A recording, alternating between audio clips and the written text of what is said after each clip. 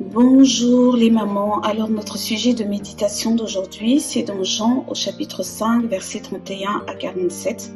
Le contexte, c'est que Jésus vient de guérir cet homme paralytique à Bethesda. Il a guéri pendant le sabbat. Les Juifs sont choqués, d'autant plus que parce que Jésus dit qu'il est le Fils de Dieu. Donc là, non seulement il guérit quelqu'un pendant le sabbat, mais en plus il déclare qu'il est le Fils de Dieu et donc se fait égal à Dieu. Et on lui demande sa légitimité. Jésus parle du témoignage de Jean-Baptiste que Jean-Baptiste lui a rendu, et puis il parle du témoignage des Écritures que Moïse a écrit. Il parle du témoignage, mais en lisant ce verset, il y a quelque chose qui revient et qui moi m'a fortement interpellée, c'est que Jésus dit je vous parle de Jean-Baptiste afin que vous soyez sauvés, mais je n'ai pas besoin du témoignage d'un homme, parce que celui qui me rend témoignage est plus grand, le témoignage que Dieu me donne est plus grand que le témoignage que les hommes me rendent. Le témoignage que Dieu donne est plus grand que le témoignage que les hommes rendent.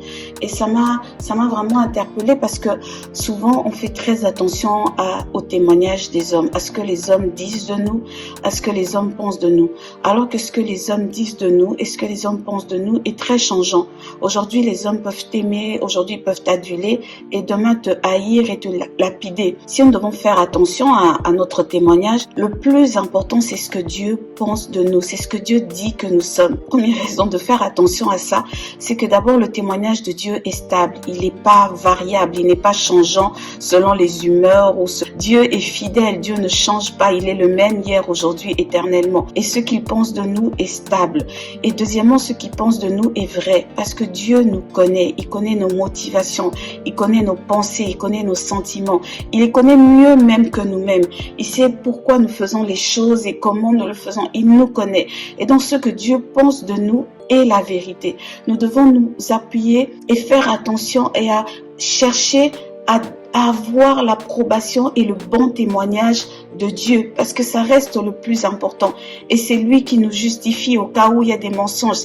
Le témoignage de Dieu reste le plus important dans nos vies, et il est le plus stable et il est le plus vrai. Et il y a un témoignage que Dieu donne dans nos vies qui est marqué dans la Bible et qui est très important. C'est celui qu'on retrouve dans Romains 8, verset 16, où on dit « L'Esprit lui-même rend témoignage à notre esprit que nous sommes enfants de Dieu. » Nous sommes enfants de Dieu. Et c'est un témoignage que Dieu lui-même donne. Et il ne donne pas seulement autour de nous, mais il le donne à nous-mêmes. En lisant ce verset, je me rendais encore compte que l'Esprit rend témoignage à notre esprit. Donc il ne passe même pas par notre cerveau pour qu'on puisse le rationaliser, par nos sentiments pour qu'on puisse le juger. Il rend témoignage directement à notre esprit pour que cela soit bien ancré, inscrit. Nous sommes enfants de Dieu. Et nous sommes enfants de Dieu veut dire que Dieu est notre Père. Et lui, c'est un Père responsable. Ça veut dire encore que pour cette année 2021, nous pouvons nous appuyer sur lui.